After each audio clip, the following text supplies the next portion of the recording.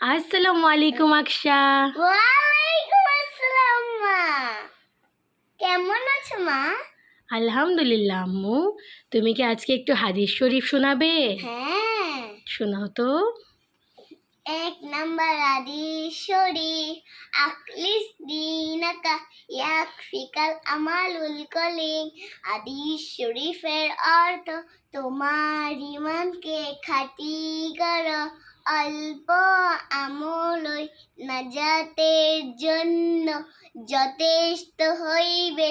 2 number হাদিস শরীফ, খৈরুকুম মান আল্লামাল কুরআন ওয়াল্লামা।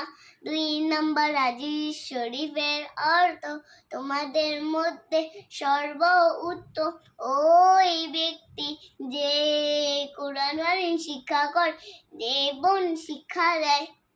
3 number 3 number হাদিস শরীফ, তলাবুল ইলমি ফরিদাতুন আলা আলা আলা কুল্লি মুসলিমি।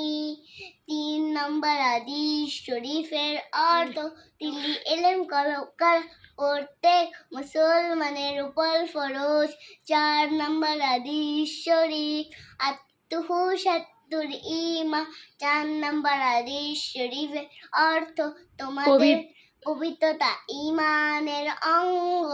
5 নাম্বার 5 নাম্বার হাদিস শরীফ, মিফতাহুল জান্নাতি সালাহ। 5 নাম্বার হাদিস শরীফের অর্থ, নামাজ বেহেশতের চাবি। আবার আসবো কালকে। আল্লাহ হাফেজ। সবাই আমার জন্য দোয়া করবে। সবাই আমার জন্য দোয়া করবেন। আল্লাহ।